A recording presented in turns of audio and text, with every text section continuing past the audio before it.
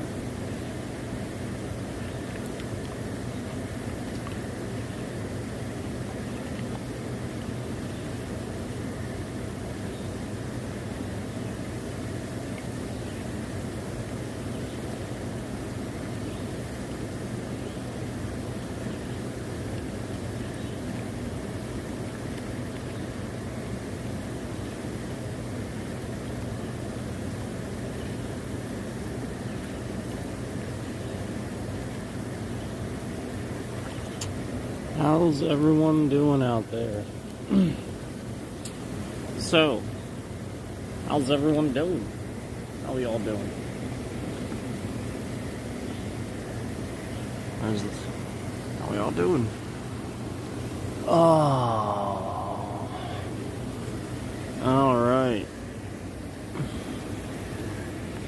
We got the code red today.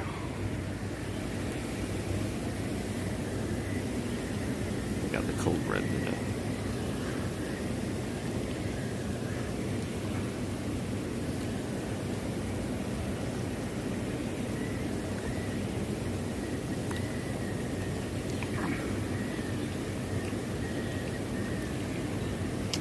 Yes. What's going on? Yep.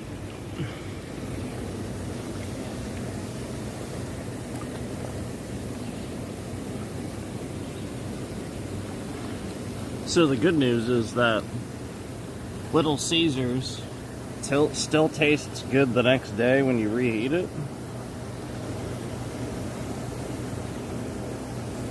That's the good news, and that's I gotta be honest with you. That's impressive, because it doesn't all work like that. Anyway,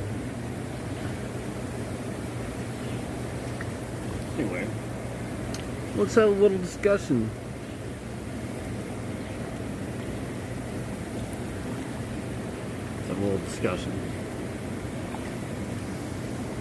We'll try to do our best to keep it respectful, but we'll see. There's only so far we can go at that when it comes to the scammer in chief, right? Ah, yes. So let's ask a question. And it's going to be interesting the answer we're going to get. Okay.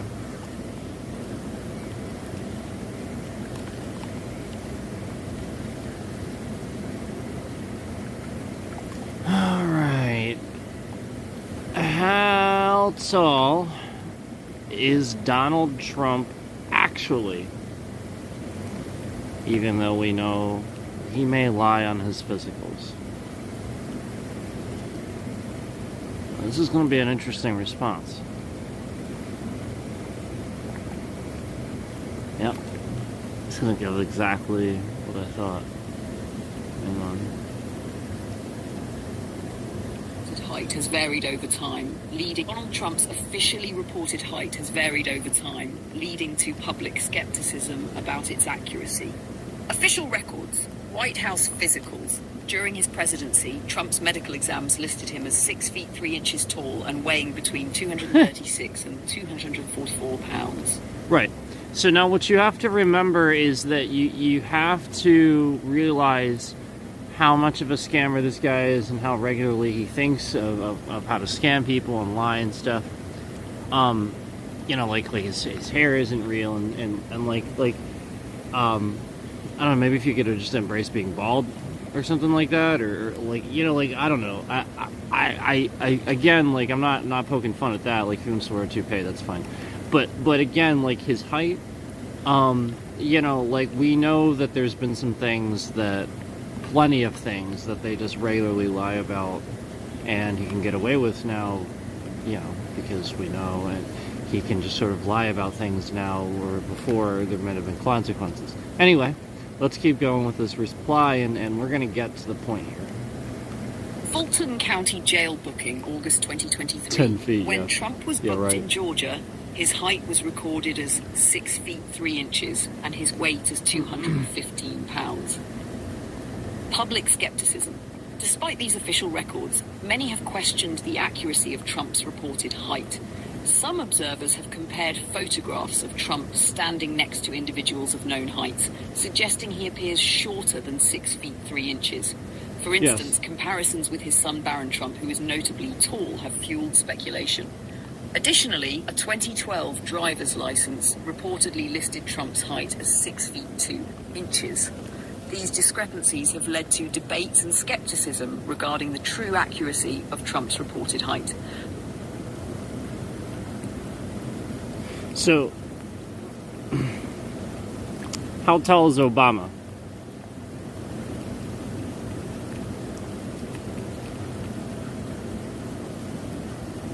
Barack Obama, the 44th President of the United States, is officially listed at 6 feet 1 inch, 185 centimeters tall. Interesting. This places him among the taller US presidents, slightly above the average height for American men. His stature has occasionally been noted in public appearances, especially when standing next to his daughter Malia, who reportedly surpassed his height during her teenage years. Obama's height is consistent with other recent presidents. George W. Bush, 6 feet 183 centimeters. 6 feet 2 inches, 100. Donald Trump, 6 feet 3 inches, and now 191 it's just listing him as 6'3". 183. While height can influence public perception, it's just one of many factors contributing to a leader's image and effectiveness. Now, here's the point. Here's the point, and then we see the concurrence go down to 0. We see the suppression. Here's the point. Isn't Obama notably taller than Trump?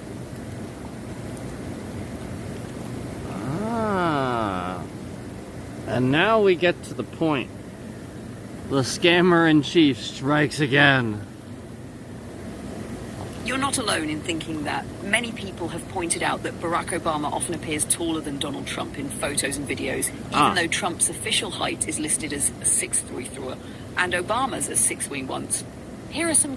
So official height is listed as 2 inches taller than even Obama, and people have noted that Obama does look taller, and sometimes people that look slender can look taller than somebody else that isn't. However, to note that he looks taller regularly, that's different, because if Trump was 2 inches taller than Obama, by that much, he wouldn't look notably taller. He would look around the same height if he was slender. He would look close to the same height if he was slender. I got to admit, if Obama notably looks taller, I'll be willing to bet that when he was 215 way back, that jail thing maybe, whatever, he was 6'3" with his boots or whatever on that he was wearing. Because that's how most guys that are tall are. You know, if they wear like boots or something like that, it adds a couple inches to their height or something like that. And yeah, suddenly they go from 6'2" to 6'3" to 6'4" or something like that. Okay? He's a leaner now. His spine has compression. He's old. There is no way Donald Trump, at the weight he is 6'3", at the age he is, with the slumpedness, he did not maintain his 6'3" stature, even if he was actually 6'3" at any point. So the point is, we're gonna get to the point of what it's gonna say here, because I see where it's getting at here too. Key points. 1. Visual comparisons in public appearances, e.g. presidential gatherings, photo ops. Obama appears about the same height or slightly taller than Trump, despite Trump's claim of being 2 inches taller. Imagine that. About the same height or slightly taller. I think that's the case. I think, Trump tries to like push himself up and stuff like that. Stand behind something. Did you know that when he stands at the podium, sometimes he has like something he stands on? It's risen up a little bit. Oh my goodness.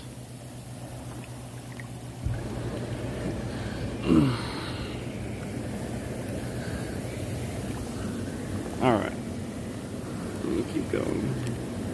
2. Shoe and posture factors. Trump is known to wear lifts or shoes with thicker soles, and his posture is more stooped than Obama's upright stance, which can affect perceived height. Yep, like I said. 3. Discrepancies in records. A 2012 New York driver's license reportedly listed Trump's height as 6'2", which contradicts later medical claims. Critics dubbed these inconsistencies part of the girther movement, questioning both his height and weight. Yeah. 4. In side-by-side images with Obama, Trump typically looks about the same height or slightly shorter. Since Obama doesn't wear lifts and is known for good posture, some assume his listed height is more accurate. So, while Trump is officially listed as taller, visual evidence strongly suggests Obama may actually be the taller of the two, or at least equal in height. Would you like to see a side-by-side comparison image for reference? And again, Obama is 6'1". So, you realize where we started arriving at when we started questioning Trump in the first place, those of us who actually questioned him way back, and didn't just implicitly listen to every lie he told us and stuff like that. We arrived at the conclusion that he couldn't even be honest about his own height, and just like basic things like that. This is what you have to realize. Where Obama was just like, oh yeah, he's 6'1". Yeah, that's reasonable. Yeah. Trump's just like, well, no, I'm very obviously hunched over, but I'm 6'3". He's a fucking 6'3". Zach Wilde is 6'3". You know that guy is 6'3"? He's like 6'3", 6'4". Yeah. He's a big fucking dude. Barron Trump is only 6'2", apparently. And he's a big dude. Barron Trump's a big dude. He's notably... they don't ever stand them side by side. It's kind of obvious, right? You never see that. So yeah, he's notably taller. And if they ever did that, I think it would be a mistake. I think somebody needs to like make that mistake one of these days. Accidentally get them standing next to each other. Like just like basic things like this. where, you know, he's sort of kind of, I mean, like, if, you know, like, if something basic like that is so regular about, you know, what he lies about and stuff, like, how do you get behind anything that he wants to do? Like, how do you believe that he has your best interest in mind when he can't even be honest about some kind of basic things about himself?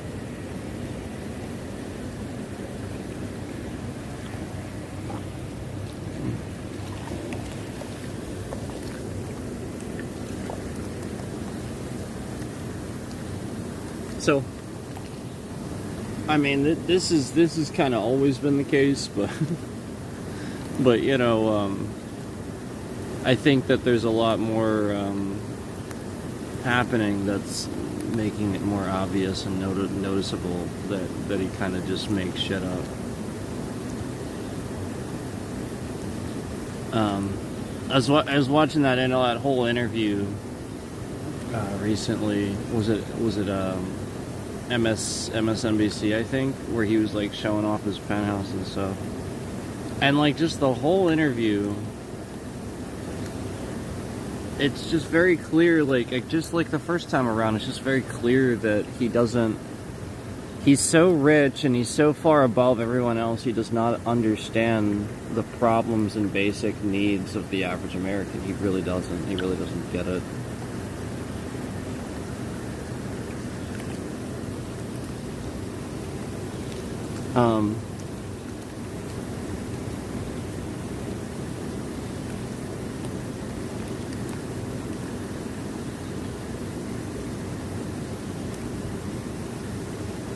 We're talking about somebody that was able to escape things that some people would be in Guantanamo Bay for, arguably.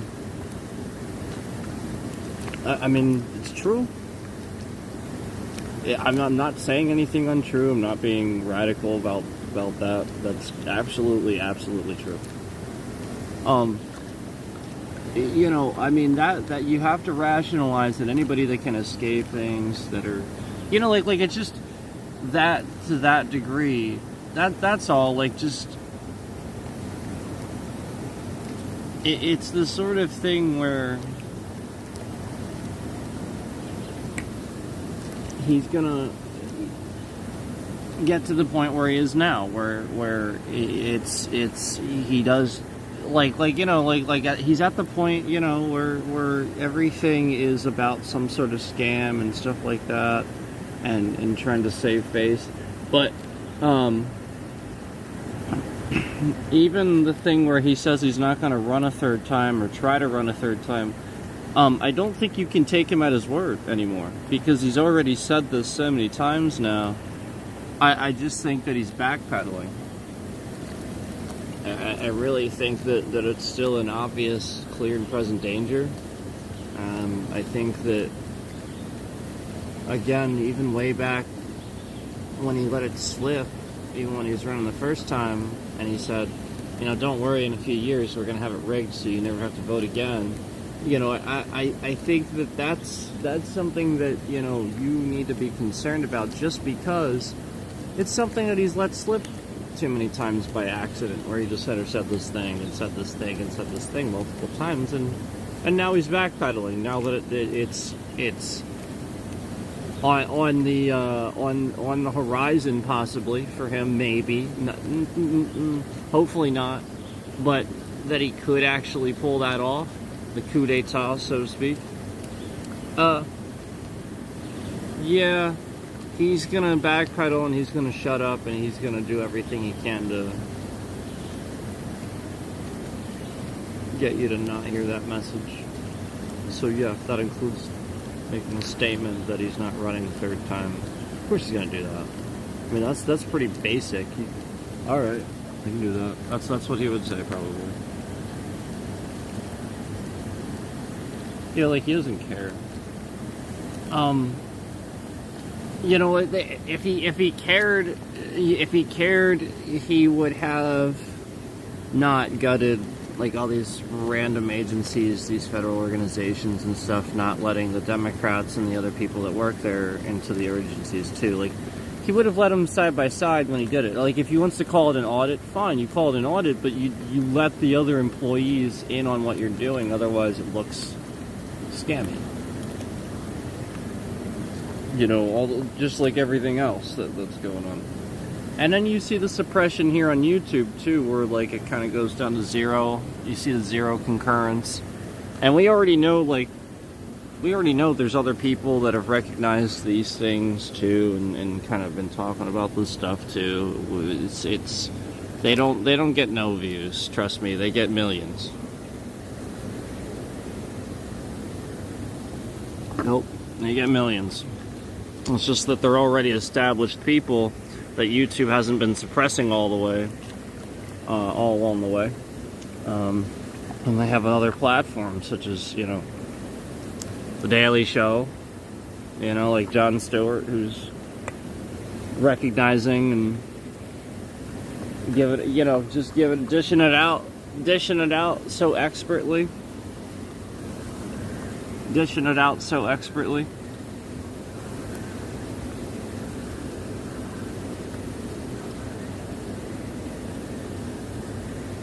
Dishing it out so expertly. You know, he isn't just somebody that knows what he's talking about. He's also the guy that sat there and fought with Republican members of Congress who kept trying to take away the life-saving health benefits of the firefighters that fought the 9/11 fires in New York. You know, Republicans kept trying to take away these things that would eventually cause major health problems for these guys and stop their health benefits. And Jon Stewart would show up there in person and be there, like, anytime he needed to be there, just like right in the fucking morning, right as soon as they opened, he would just be there in their faces. I watched the video footage. And, you know, he really gave him hell. He really did. I think Colbert did this a few times, too. Not necessarily with the same subject, but I think Colbert actually assumed one of his Daily Show, because remember, he was on the Daily Show. He had his Colbert Report persona where he wouldn't break character. He would just have this very serious character. And I remember one time, I wish I could remember what it was now. It was so good though, and he really nailed them. And he didn't break character the whole time. He kept a straight face, and it was some of the most savage shit you've ever heard. And it was Stephen Colbert just giving it to Congress, not breaking his character for you know, a Colbert Report segment, you know, but at the same time it was calling them out. I forget what exactly. You can probably look it up. Anyway, love the Daily Show.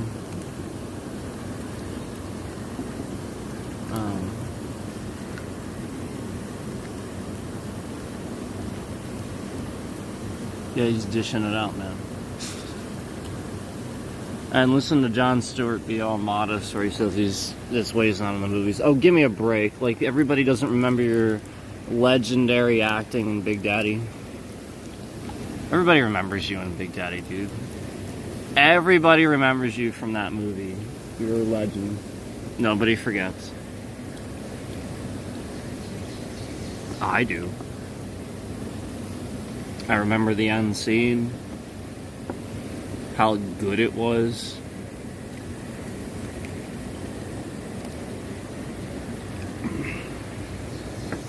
Seriously. No joke. He's actually a good actor. But regardless of that, you know, regardless of that talent, you know, he obviously cares. Otherwise he wouldn't do that. He wouldn't put his time, you know, like he wouldn't forfeit his time and livelihood to do those things. You know, it takes a lot out of you to do stuff like that. And it puts you on full blast. You know, like he's gonna have them breathing on his neck. You know, you really don't understand. You know, when you're in the limelight like that, and then you stick your neck out for people, what that can do to you. So yeah, for sure. People like him and that do that and stick up to him when they should deserve it.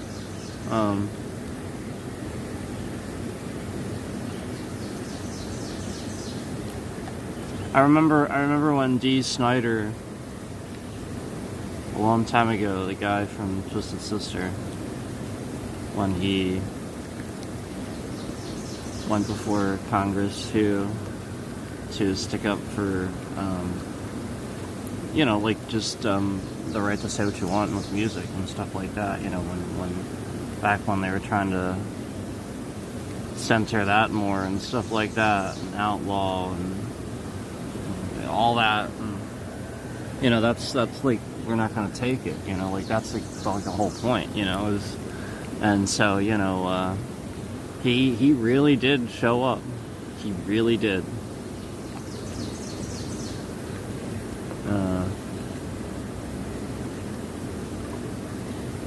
Anyway, you know, you have to recognize these people that throughout history they stood up for what was right when they needed to, and this is what we need to see. We need to see more.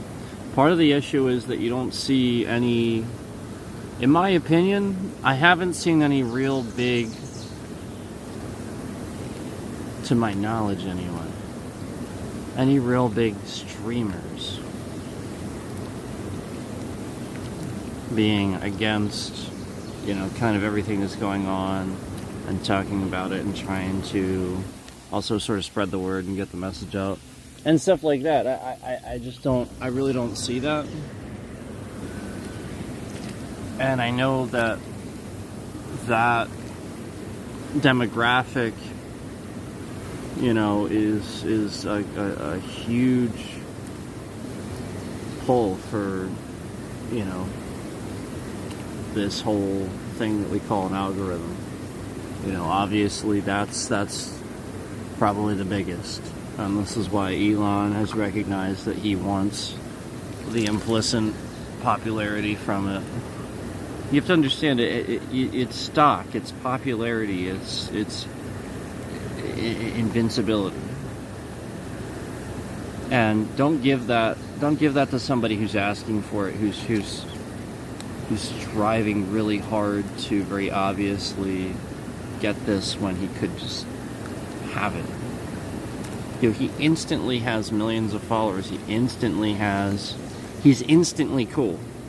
Yet he constantly yearns to be this in public gamer and stuff.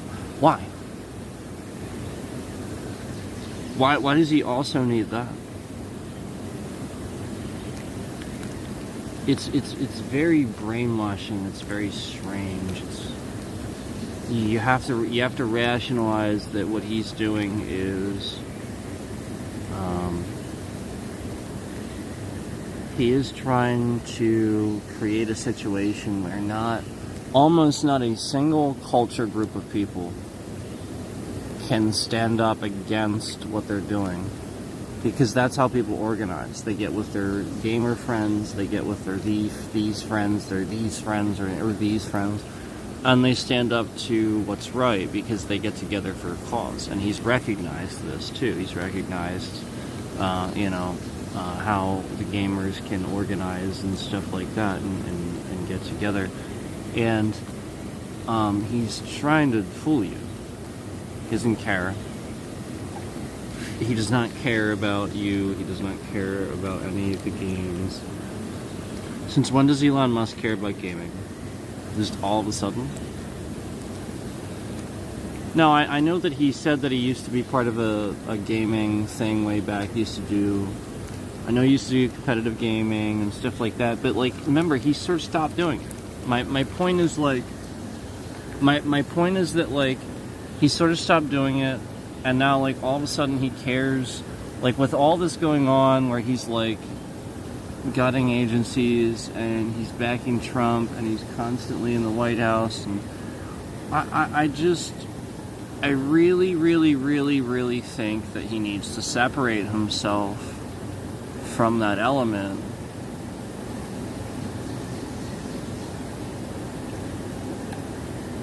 Unless like he's getting back together with his old team or something like that. Fine, all right, that sounds cool. But like that would make sense, you know. Like I always question anything that, you know. Like you have to wonder what's going on with him when he just wants. It's very obvious he's reaching out to a certain. You know, we all know, obviously, he networks with Asman and stuff like that, and they scratch each other's backs, and it's all really weird. It's all really weird, and I'm actually concerned for Asmongold. I'm concerned for that group of people. I'm concerned for what these shitheads are doing to them, and using them for, and using their data and their information for. That's what I'm concerned about. I'm concerned why they're buddying up with these guys. These guys are so much richer than these guys. These guys are like could buy these guys out like a million times over, and yet he cares so much about buddying up with them, and I just I get that like. He can have friends and stuff too, but it just doesn't seem that way. It just does not seem that way to me. It really doesn't. It seems like all the other scammy shit that he gets up to, where there's some sort of thing behind it.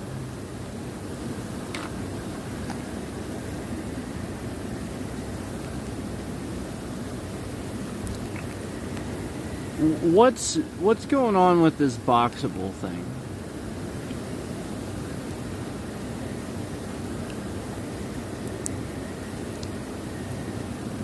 Like, I just, there's so many things that I wonder, like, you know, is he gonna follow through? Is it gonna keep, like, continuing to suck? I mean, Tesla isn't even that great. And then he's like, it was okay, it wasn't a bad company, like, but, you know, like, they could do better, you know, and they need to grow, and he's just like, well, I'm gonna go ahead and start gutting all these agencies and acting like I know what I'm doing with everything. No, SpaceX is the only thing that you did right, dude. You need to recognize that SpaceX, like, people were being nice to you because the idea was that they didn't give a shit when you weren't meddling in the U.S. government. Now that you think that you know everything, you're meddling in the U.S. government, people don't want to listen to you anymore, man.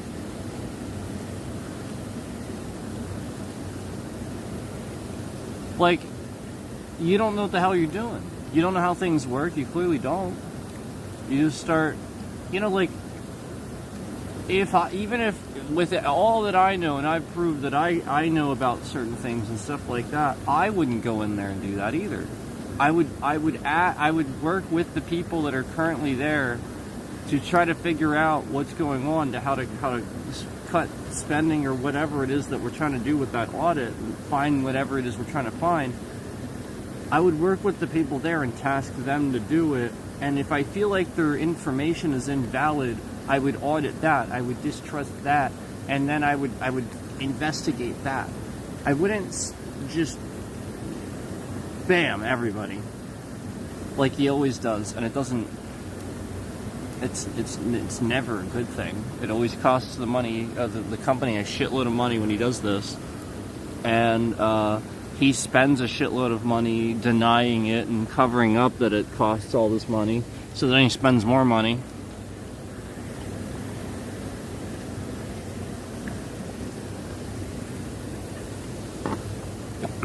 You really don't appreciate how much money that guy has. You can just make a problem go away. So, you don't want this guy. You really don't want this guy gutting the government. Just my take, and I think it should be yours too. Like at this point, you don't need You don't need to believe anything that Trump tells you. I mean, again, like basic height, lying about basic height. Again, I can see just always sticking with one thing, but then like again, like actually lying about it. Like if he's lost some height, I mean, he's lost some height. He doesn't stand like that anymore. You know. I don't know.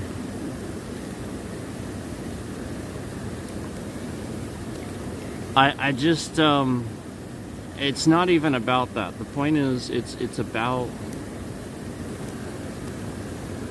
the simplicity of that of that, you know, we can't even be honest about height, so what else are we lying about? And this is what it's always been about, and you can follow that trail all throughout, you know, all throughout that pattern of thinking.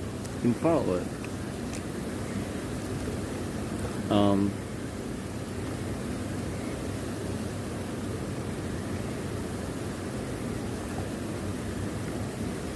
Most of the time that, like, this is the point with, like, if we go back to pre-2016, if we go back to, like, before that, like, when I used to actually, like, have, like, debates with people and stuff like that, I remember when people would actually have, like, some intelligent things to say, but most of the people that were saying intelligent things were saying extremely radical things that just weren't true.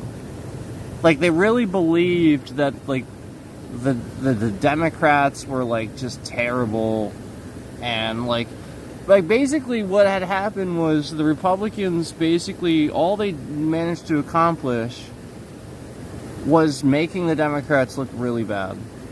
They didn't really do much with the government. They didn't really accomplish much legislation. But over, you know, the course of, you know, their times in office and their times in Congress and stuff, they really did use propaganda to make the Democrats look really, really bad, whether it be lying, flat out just lying, or actually, you know, doing the thing themselves that they're blaming the Democrat that you know, like essentially they did that thing that they're blaming on the Democrat. Like, that was a very common thing that I saw, where, like, something they would do, they then say, like, because people don't understand how stuff works, due process and all that. So, like a few years later, they'll be like, well, the Democrats did that. And people don't follow anything and know anything, so they won't know that it was actually the Republicans that signed the thing that they're talking about. And people just believe it. And this is how it was. It literally got to this point. So when Trump came along with the same message, the billionaire that nobody really knows much about, he looks like a powerful man, he looks like an intelligent businessman, yada yada yada, they don't really know much about him. And yeah, that's it. He just started saying the same things that all these Republicans had already brainwashed everybody into thinking. And what you have to remember is we've already put this all into the AI and stuff like that, and it's agreed. You know, we've gone back through, and you know, it's agreed. You know, like, basically anything that Trump, you know, tries to say that he did, or that was a positive during his time in office, was actually just a result of something a Democrat did. You know, something he inherited, like where Obama was president for 2 terms, had lots of economic growth, had the record job growth in history, and Trump got to take credit for that coming into office after that, and just fucking it all up. It's literally what he did. And then the same thing, Biden comes in, actually somehow manages to get us back on track. Somehow, because he's so damn good with government, he just understands how things work, and he somehow he manages to do this and get us back on track, and we have a decently, very slow but gradual incline of an economy. It's there. And then Trump comes in and takes credit for that too, and tries to take credit for the ceasefire and all that shit that actually Biden did. So and then you see like other people helping him do it, like Asmongold helped. Like he was also there trying to convince people that Trump, it was Trump's ceasefire, even though like that it was just flat out lying. So even like Asmongold and stuff like that was just like lie for this man.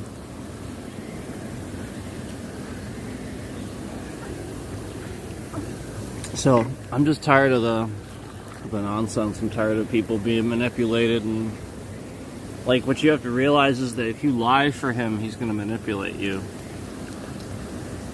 And if you don't, well, then you start then you're going to start really seeing it, because then, you know, it's really like suppression. It really is.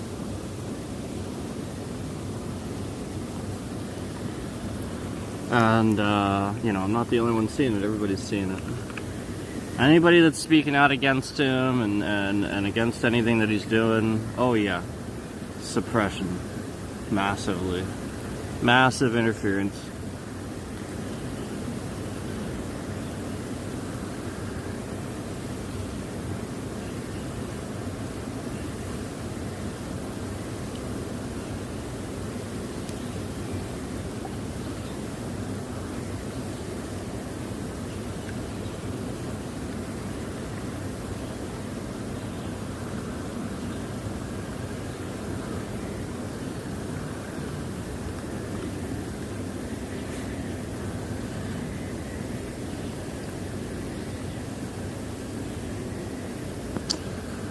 Ay, ay, ay.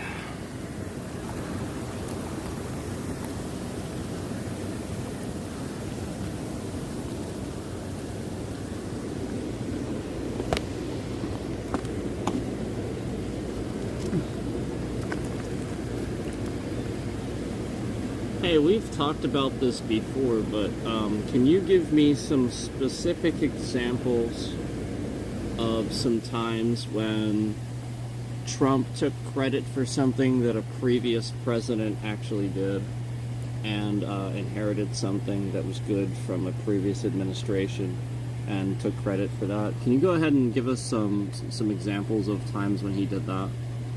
And you know, feel free to give us more than just, you know, a couple.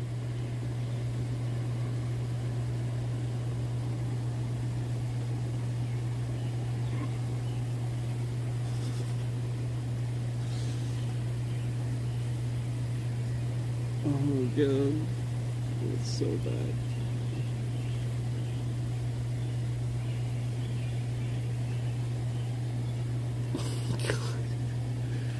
Oh my god, she's going on and on. Oh my god. I said don't be shy. Holy shit. Absolutely. Donald Trump often took credit for accomplishments that were initiated or achieved under previous presidents, particularly Barack Obama. Oh yeah. Here's a detailed list of specific documented examples where Trump claimed credit for something that either began before his term or was largely shaped by prior administrations. Because Obama was good. 1. Veterans Choice Act. Claim. Trump repeatedly said he was the one who got the Veterans Choice program passed, saying, they've been trying to get it passed for decades, and I got it done. Yeah, reality. The Veterans Choice Act was signed into law by President Obama in 2014 Yeah. with bipartisan support after the VA scandal involving long wait times. Yeah. What Trump did was sign a bill in 2018 that expanded and restructured parts of the original program, VA Mission Act, Yeah. but he falsely claimed full credit for creating it. Right. #2. Declining black unemployment. Claim Trump touted record low black unemployment and claimed credit for improving economic conditions for black Americans. Oh no, no, Reality, no. black unemployment had been falling steadily since 2010 Yeah. under Obama Yep. after the Great Recession. Right. The trend simply continued into Trump's presidency until the pandemic reversed those gains. Yep. 3. Economic growth and job creation. Claim. Trump often claimed he built the greatest economy in the history of the world. Reality. Job growth was slightly slower during Trump's first 3 years than during Obama's final 3. The economic recovery began in mid-2009, and the longest US expansion in history had already been underway when Trump took office. he inherited a strong economy and rode its momentum for several years. Yep. 4. Decline in illegal border crossings early 2017. Yep. Claim Trump said his election alone caused right. illegal border crossings to plummet in early 2017. Told you. Reality, crossings typically decline seasonally after the winter holidays. Told you. Additionally, Obama's DHS had Just already happens. been increasing deportations and security in prior years. The drop early in Trump's term wasn't due to new policies, but may have been influenced by a wait-and-see reaction to Trump's rhetoric. Yeah. 5. Told you. NATO spending increases. Claim Trump repeatedly said that he pressured NATO allies to increase their defense spending, claiming no one was paying before he arrived. Reality. NATO countries agreed to boost defense spending in 2014 under Obama, after Russia annexed Crimea. Trump's pressure may have accelerated some contributions, but the policy and framework were already in motion when he took office. Yeah. That's smart. 6. For that shit. Criminal justice reform. Claim Trump boasted about passing the First Step Act as historic criminal justice reform. Reality, while it was a meaningful bipartisan bill passed in 2018, many of the ideas and efforts originated under Obama, whose administration had already started commuting sentences and reducing crack cocaine disparities. Yeah. Trump also took credit without acknowledging the extensive work of Democrats and advocacy groups who led the charge. True. 7. Energy independence claim. Trump claimed he made the US energy independent for the first time. Reality, the US had already become the world's top energy producer, oil and gas, under Obama by 2015 to 2016, due to advances in fracking, private sector investment, and Obama-era policies promoting alternative energy and reducing imports. 8. Stock market records. Claim Trump said the stock market hit record highs because of him. Nope. Reality, the S&P 500 and Dow Jones were already surging under Obama, especially after 2012. Yep. Markets typically continue rising during economic recoveries, and investor confidence in the existing trajectory helped fuel growth early in Trump's term. Yep. 9. US-Mexico-Canada agreement. Claim Trump said NAFTA was the worst trade deal ever, and he replaced it with a totally new deal. Reality. Yeah. The USMCA was heavily based on NAFTA with Told you. modest updates. Told Much you. of the structure remained intact, and changes were negotiated Told with you. bipartisan cooperation. Told you. Obama had already begun talks on modernizing NAFTA via the Trans-Pacific Partnership. Told you. 10. COVID-19 vaccine development. Claim Trump said, "We got a vaccine in record time. Another president wouldn't have done it." Reality, the federal government invested heavily in vaccine research through Operation Warp Speed, but Pfizer developed its vaccine without federal R&D money. Damn. Moreover, mRNA technology and much of the groundwork was built over decades, including under Obama and even George W. Bush. Damn, bird. If you'd like, I can also give you examples of false blame shifting, where Trump blamed Obama or Biden for things he was responsible for. Want to go there next? Oh my god. Look, man. Want to go there next?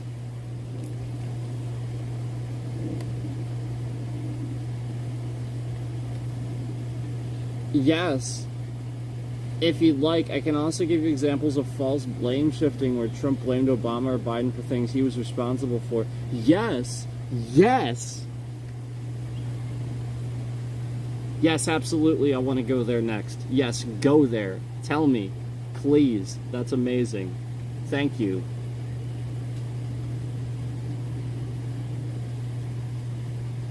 Oh, shit. Yes.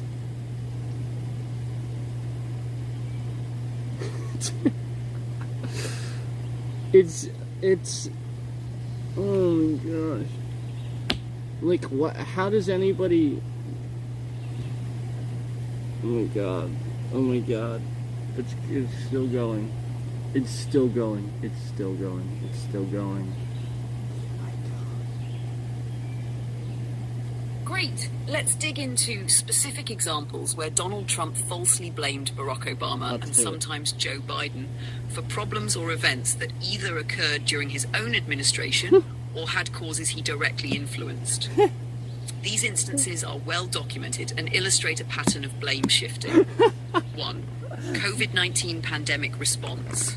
Blame. Trump frequently blamed Obama for the lack of a pandemic playbook, testing capacity, or ventilator stockpiles. Wow, Reality. true. Obama left behind a 69-page pandemic response playbook, which the Trump administration largely ignored. Yes. Trump dismantled the White House Global Health Security Office, created after Ebola in 2018. Yeah. The Strategic National Stockpile did need updating, but Trump had 3 years to restock and prepare before COVID hit. Wow. And he didn't. He didn't. Testing failures and chaotic early responses were the Trump administration's responsibility. 2. Child separation at the border. Blame. Trump and his officials falsely claimed that Obama started the policy of separating migrant families. Reality. Obama did not have a policy of separating children from parents at the border. Wow. The zero tolerance policy, implemented in 2018 by Trump's DOJ under Jeff Sessions, deliberately told you. prosecuted all undocumented border crossings, which led to mass separations. Told Even you. DHS officials admitted this was a Trump policy decision. Wow. 3. National debt. Blame. Trump criticized Obama for increasing the national debt and promised to eliminate it. Reality. Trump added nearly $8 trillion to the national debt in 4 years, more than Obama added in his first term. Yep. Much of that was from tax cuts for the wealthy and corporations in Yes. 2017 and unpaid pandemic relief in Did you- 2020. did you hear that? 4. Crime in U.S. cities. Blame. Trump frequently blamed Obama and Biden for crime spikes in Democratic-run cities. Reality. Violent crime rates had generally declined under Obama. A spike in homicides occurred in 2020 under Trump's watch, Wow. likely due to the pandemic, social unrest, and gun sales. Yeah. Federal law enforcement and policing decisions in cities fall mostly under local control, not directly the president. 5. Military readiness and equipment. Blame. Trump claimed Obama had depleted the military, saying he had to rebuild it. Reality. Obama maintained a military budget larger than the next 7 countries combined. The depletion claim was political spin. Wow. Trump did increase defense spending, but no objective analysis said the military was unprepared under Obama. Wow. 6. The Iran nuclear deal. Blame. Trump called the Obama-era Iran deal the worst deal ever and blamed it for Iranian aggression. Reality. The Joint Comprehensive Plan of Action, JCPOA, had successfully reduced Iran's nuclear capabilities, according to US intelligence and international inspectors. After Trump withdrew from the deal in 2018, Iran resumed uranium enrichment and became more hostile, Yep. directly contradicting his claim Yep. that ending the deal made the world safer. Yep. 7. Russian Yep. He literally made it so that they could continue making weapons. Iran. aggression and election interference. Blame. Trump said Obama did nothing to stop Russia's interference in the 2016 election. Which isn't true. Reality. Obama did sanction Russia, expelled diplomats, and warned Putin directly. Yep. The Trump campaign actively benefited from Russian interference, according to the Mueller report, and Trump undermined intelligence findings publicly. Yep. Trump's refusal to hold Putin accountable. Oh, did you hear that? Obama warned Putin directly. Did you hear that? Inspectors. After Trump withdrew from the deal in 2018, Iran resumed uranium enrichment Hear and it again. became more hostile, directly contradicting his claim that ending the deal made the world safer. 7. Russian aggression and election interference. Blame. Trump said Obama did nothing to stop Russia's interference in the 2016 election. Reality. Obama did sanction Russia, expelled diplomats, and warned Putin directly. Yep. The Trump campaign actively benefited from Russian interference, Yep. according to the Mueller report, and Trump undermined intelligence findings publicly. Trump's refusal to hold Putin accountable gave cover for more interference. Yep. 8. Broken infrastructure. Blame. Trump often said we have the worst airports, roads, bridges. Obama did nothing. Reality. Obama proposed multiple infrastructure packages, but was blocked repeatedly by a Republican-controlled Congress. Imagine that. Trump failed to pass his own infrastructure plan in 4 years, despite calling every week Infrastructure Week. Wow. Shan 9, Wow. the 2016 military plane crash in Yemen.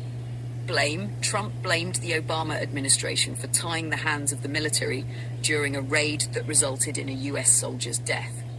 Wow. Reality, the Yemen raid was planned under Trump, and he approved it Yep. in his first week as president. Yeah, what a douchebag. His own Defense Secretary James Mattis took responsibility and acknowledged that it was a high-risk mission. Yes. 10. The COVID-19 vaccine rollout. Trump falsely claimed the Biden administration had no vaccine rollout plan when they came into office. Reality, millions of Americans were vaccinated before Biden took office under Operation Warp Speed. Yep. However, there was no comprehensive federal distribution strategy, and Biden's team had to scale it up dramatically. Yep. Trump's administration had overpromised vaccine availability and underdelivered logistics. If you're interested, I can also give examples of other world leaders or figures calling out Trump for misleading claims, or show fact-checker timelines from sources like PolitiFact or factcheck.org. Want to keep going down the rabbit hole? Wants to keep going after all that information. Oh my God. Could you compile a list of things that during all of Donald Trump's debates for president, with either Hillary Clinton or Joe Biden, could you compile a list of all the things from those debates where he didn't answer a single question, and in fact either just rambled or just tried to blame something on the other person? Can you go ahead and do that for me?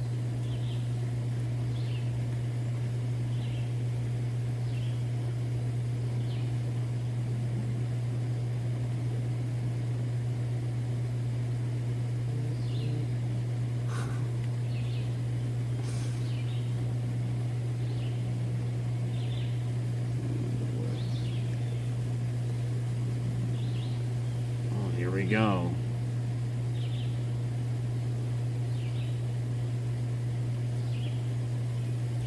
Certainly. Throughout the 2016 and 2020 presidential debates, Donald Trump frequently diverted from directly answering questions, often resorting to personal attacks, deflections, or unfounded accusations. Here are some notable instances. Hashtag 2016 debates with Hillary Clinton. 1. Trade agreements and NAFTA question regarding trade deals and their impact on American jobs. Trump's response. Instead of detailing his own trade policies, Trump criticized Clinton for her past support of NAFTA and the Trans-Pacific Partnership, asserting, NAFTA is the worst trade deal maybe ever signed anywhere. And we already confirmed that this is the deal that he said that with, but then replaced it with the same deal, but less restrictions for the bad guys.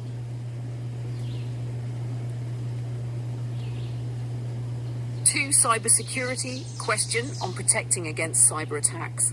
Trump's response, he deflected by questioning the attribution of cyber attacks to Russia and shifted focus to Clinton's email controversy rather than outlining a cybersecurity strategy.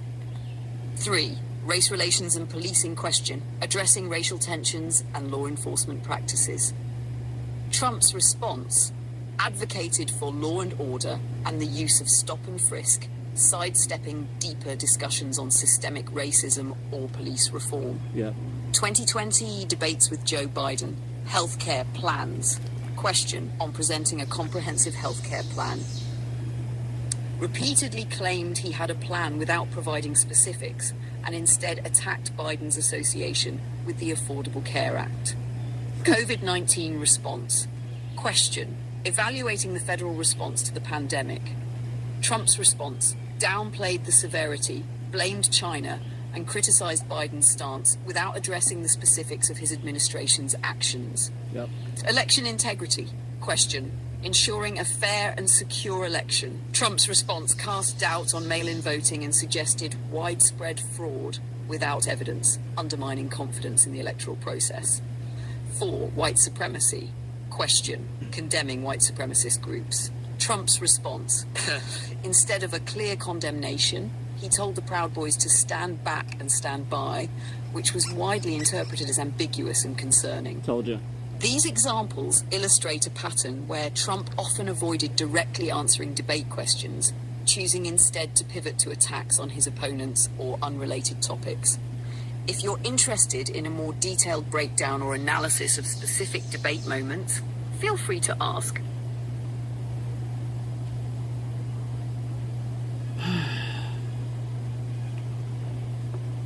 Yeah. Those are pretty good.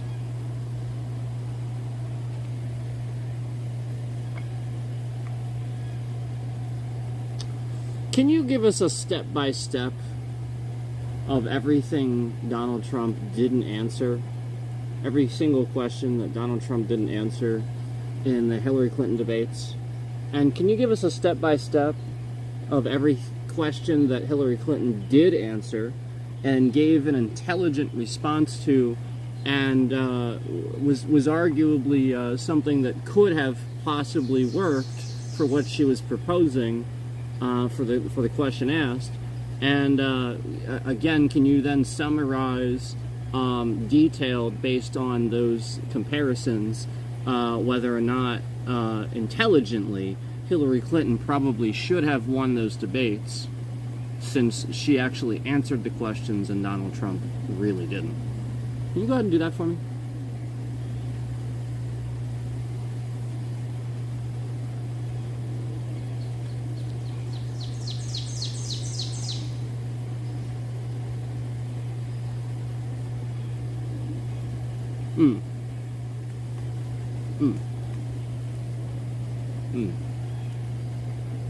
Wonderful.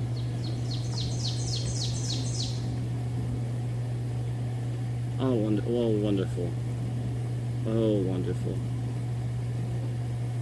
Certainly, let's delve into the 2016 presidential debates between Donald Trump and Hillary Clinton, focusing on their responses to the moderator's questions.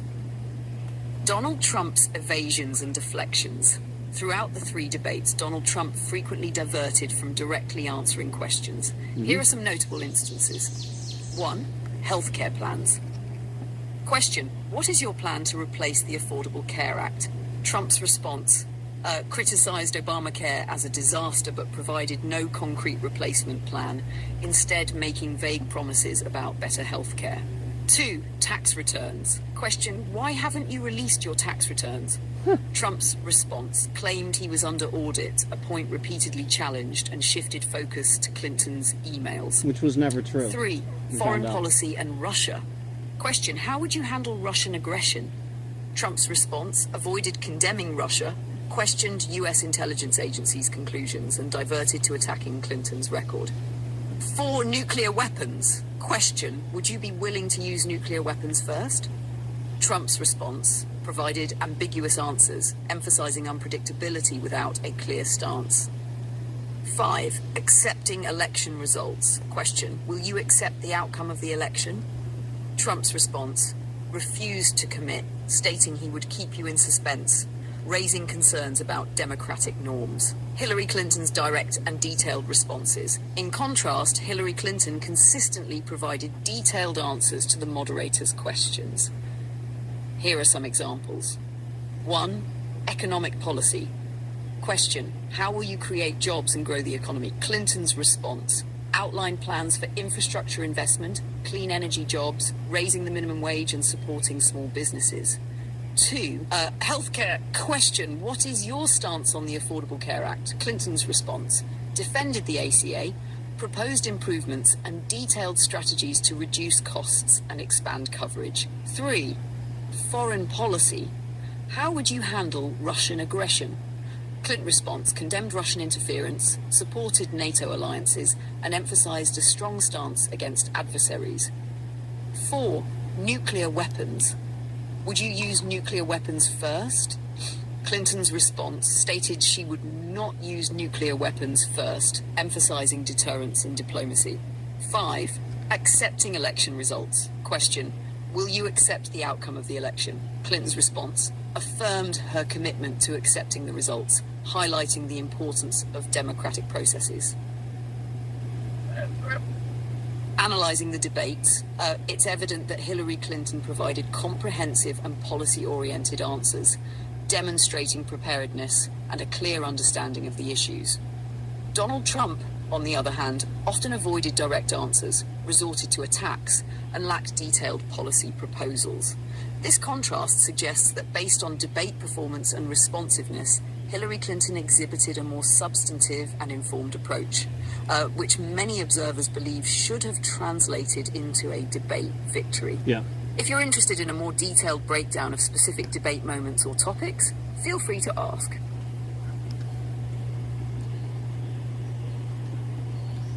Yeah, you see a modern society of people, and it's even hard to call it modern because they think that the debate was won by somebody who talked over her the entire time, basically. She constantly would talk over her and take more time, or again, like you even pointed out multiple times where, you know, again, he didn't answer questions at all, and she did. She had intelligent answers, and pretty much every single one of those answers is stuff that I agree with for somebody as a candidate. Everything that she would have said was something that I would have wanted in a candidate.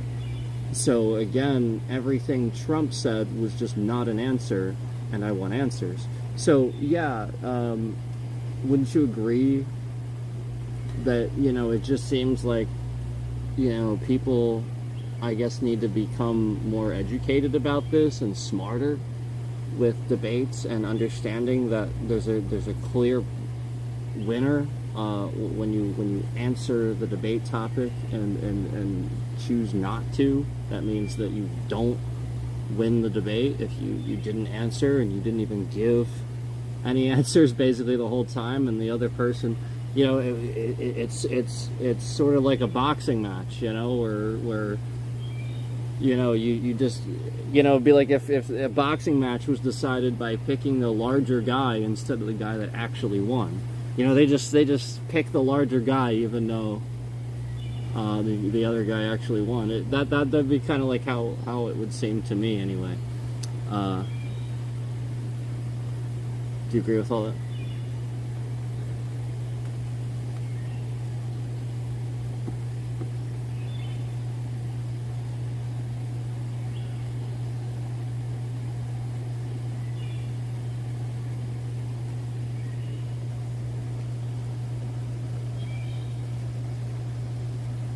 Yes, what you're saying makes a lot of sense, especially if we view debates the way they're meant to be judged, by the quality of answers, respect for rules, and clarity of plans or policies. You're right that in the 2016 debates, Hillary Clinton consistently gave substantive responses, often well-reasoned and informed, while Donald Trump frequently dodged questions, interrupted, and turned the debates into personality clashes instead of issue-based exchanges. Yep. If you value debates as tools for evaluating a candidate's readiness to govern, then yes, Clinton won by those standards. But the frustrating part, as you're pointing out, is that many viewers didn't evaluate the debates that way. They responded to emotion, dominance, or entertainment value, almost like a reality show, a brawl, rather than a civic dialogue. It's a sign of how media, partisanship, and anti-intellectualism have warped public perception of what winning a debate even means. Anti-intellectualism. Huh. So that's a thing. You know, because that's kind of what we're experiencing here. Anything we have something intelligent to say, we experience suppression and some sort of anti-intellectualism where, you know, the fucking bots show up, the toxic bots, the random people we've never seen show up in chat to insult you. We see suppression of views. I mean, flat out, you see right here, right now, it's one view. One person sitting in here, and yet it cycles down to zero, and as I momentarily say things and come back and forth, this person cycles in and out, and proves that they're hiding their concurrent and listening to the stream. And so thus you see that you can see evidence of this one person that's sort of cycling in here, causing this viewer suppression, where you see that they kind of cycle in and out and see what I'm listening to. And then they just momentarily allow for trending or not. And you see the suppression of the silencing of things that, instead of having a rule for it, you literally just have this person in here lying to everybody. And this is what they've been doing. They're just sitting in here doing this.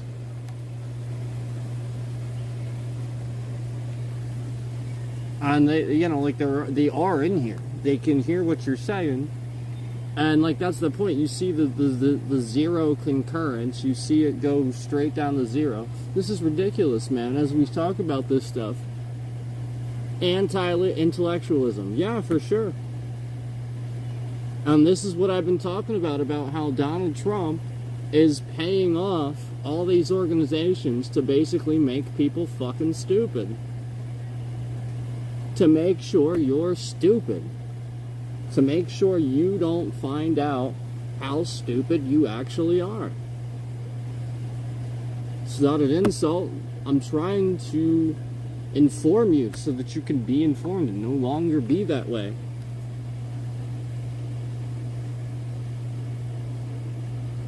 It's really a shame that regular people are questioning things like whether the Holocaust happened and stuff like that. It's really a shame. Your boxing analogy is dead on. It's like awarding the fight to the louder guy who throws wild punches, not the one who landed clean legal hits. And it's dangerous because it rewards spectacle over substance. Yes, people do need to be more educated about policy, about debate standards, about critical thinking. And we need media and moderators who hold candidates accountable when they dodge or lie. Otherwise, debates stop being useful tools for democracy and just become another form of televised chaos.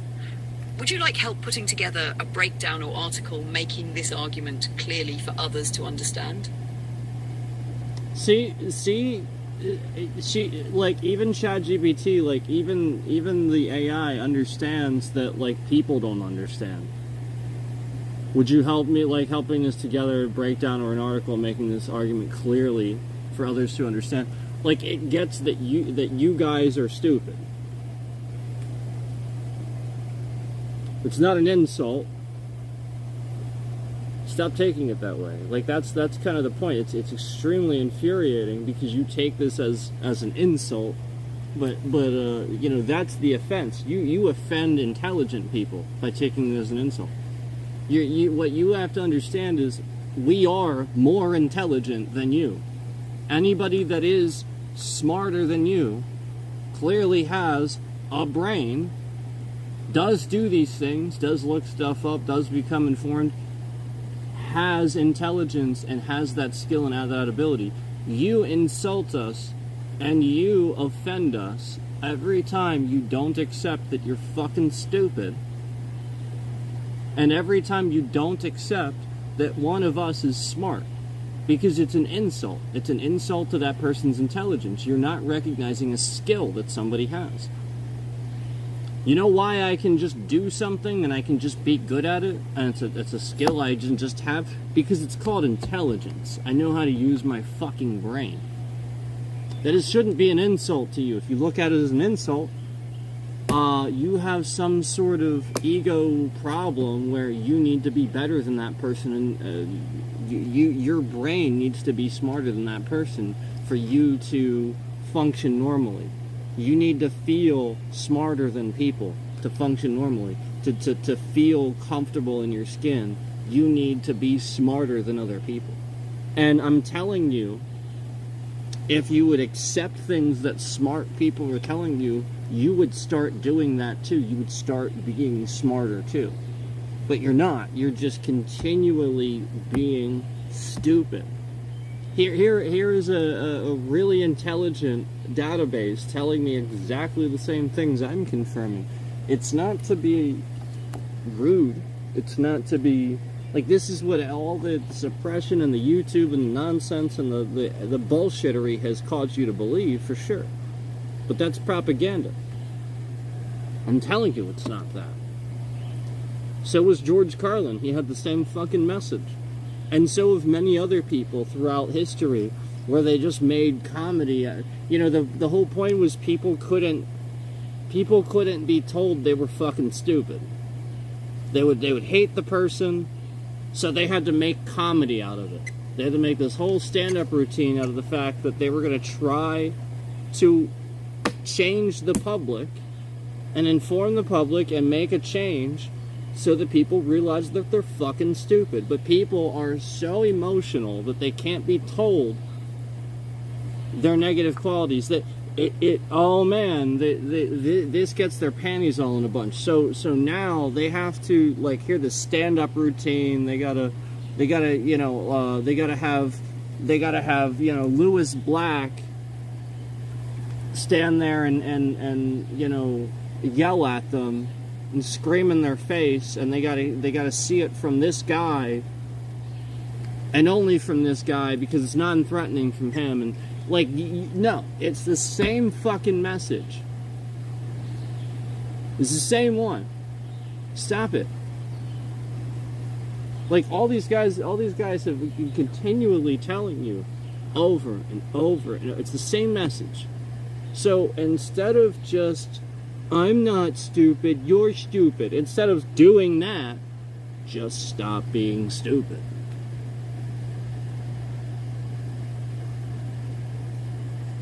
That might work. You never know.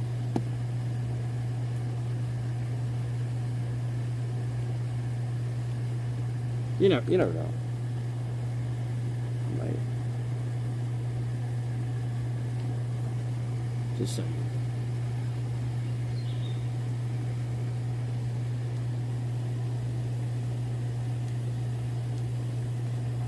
Just saying.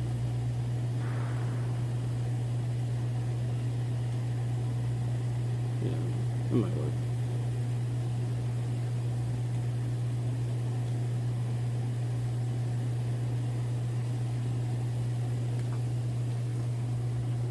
Don't worry, we're documenting what you're doing to my cellular service too. I know you're sitting here and you've been trying to hide it more, but you ain't hiding it. You're using illegal means to do things to my cellular service. And you've been doing it. This person that's cycling in here, that's fucking with the views, fucking with the concurrence, fucking with my channel, stalking my family, doxing my address all over this platform, and gets aggressive all around me talking about political things, and me talking about police and political things and being manipulated and brainwashing and stuff. This person is very aggressive with their manipulation of my cellular signal from a new device. Replace the SIM, replace the phone. Been on the phone many times with AT&T. Oh, yet we've confirmed it's nothing coming. It's no breach on their end. Oh yeah, okay. So we're just gonna continue documenting and proving what this person has been doing to stalk my family and harass people. And if you notice, again, it has been 2 concurrence, 1 concurrent, 0, 0, 0. Like, ever since we've been talking about this stuff, like we have been talking about, where we see that viewer suppression.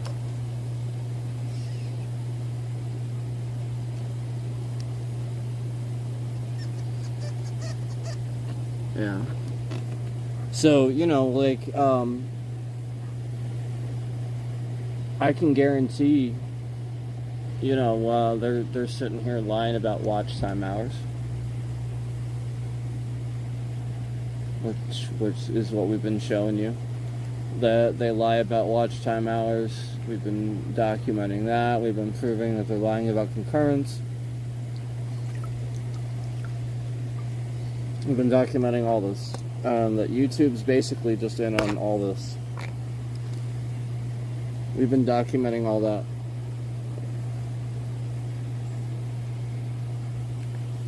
We've been documenting all the other invasive things that have been going on this platform. Did you see the one concurrent cycle in and then change to 0? Yeah, that's called a cap.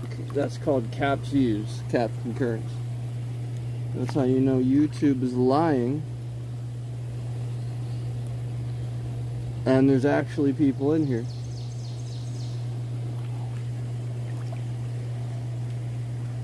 Let's just go ahead. Oh, heavens. Send a. See, you know it's police when you replace your SIM multiple times and replace the phone with a new phone, and then you have multiple unmarked cars following you around as you're announcing that you're going to the AT&T store that day and doing all of this on stream. You know it's police when... Oh, and also take note of the fact that these concurrents finally showed up. You see how it just instantly went to 2 and then down to 1? Yeah, it's capped concurrence. So, you know it's police when they're just doing the illegal thing, because that'd be the only way they're getting away with it. Or somebody is letting that police get away with it. So all it takes is for a federal officer, a certain federal officer, to find out what you're doing. That's it. Just a certain one. Just going to take a certain federal officer to find out exactly what you're doing, and that's it. But don't worry, you've been reported to the FTC, all right?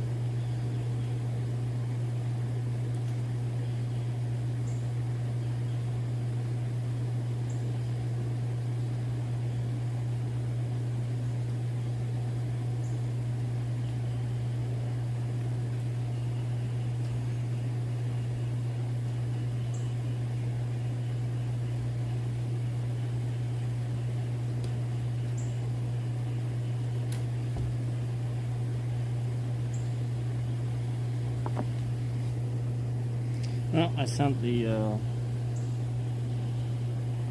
shots over to my lawyer. So hopefully we're back soon.